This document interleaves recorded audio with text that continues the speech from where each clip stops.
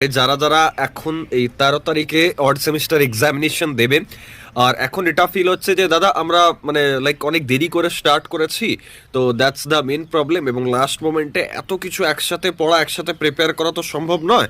তো শুধুমাত্র previous year question পড়ে যাচ্ছি, তো প্রিভিয়াস ইয়ার কোশ্চেন থেকে কি দাদা রিপিট আসে না?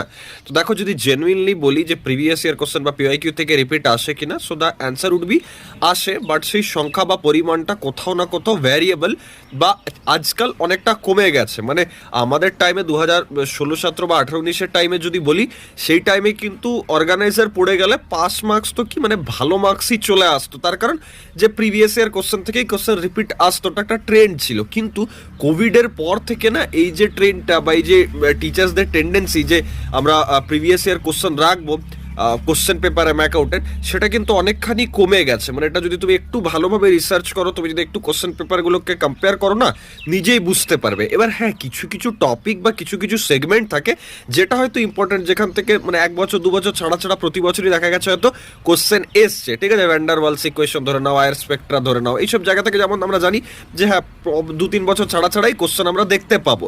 কিন্তু গল্পটা হচ্ছে যে এক্স্যাক্ট কোশ্চেন রিপিট বা এক্স্যাক্ট নিউমেরিক্যাল কোশ্চেন রিপিট যেটা আগে খুব বেশি হতো, সেটা কিন্তু এখন হচ্ছে না। দেখো, 1 মার্কের একটা কোশ্চেন এলো বা 5 মার্কের কোনো একটা কোশ্চেন এলো, সেটা রিপিটেশন তুমি পেয়ে গেলে ঠিক আছে, সেটা একটা মানে গুড লাক বলা যেতে পারে।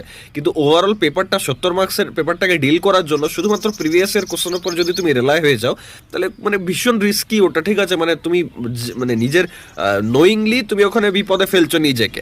তো আমি বলবো এই ব্যাপারটা করো না। হ্যাঁ, একটা জিনিস করতে পারো যে যে টপিকসগুলো আছে সেই টপিকসগুলো কভার করে যাও। টপিকসগুলো যদি কভার করে যাও তাহলে কি হবে যে মোটামুটি ওই রিলিভেন্ট কিছু না কিছু কোশ্চেন তো পাবেই পরীক্ষায়, তখন লিখতে সুবিধা হবে। এটা ছাড়া আরেকটা ভালো উপায় হচ্ছে যে সিলেবাসের টপিক ওয়াইজ যদি পড়ে যাও, বা সেখানে হয়তো ডেরিভেশনস আলাদা করে প্র্যাকটিস করে চলে গেলে কোনো একটা পার্টিকুলার টপিকের ওই রিলিভেন্ট কিছু যদি পরীক্ষা এলো, সেখানে বানিয়ে লিখে আসতে পারবে অ্যাটলিস্ট। মানে সাদা খাতা জমা দিয়ে বা উল্টোপাল্টা লিখে এলে তো হবে না, রিলিভেন্ট কিছু তোমাকে রিলিভেন্ট লিখে আসতে হবে, পয়েন্ট ওয়াইজ উইথ ডায়াগ্রাম লিখে আসতে হবে, ফর্মুলার সাথে লিখতে হবে।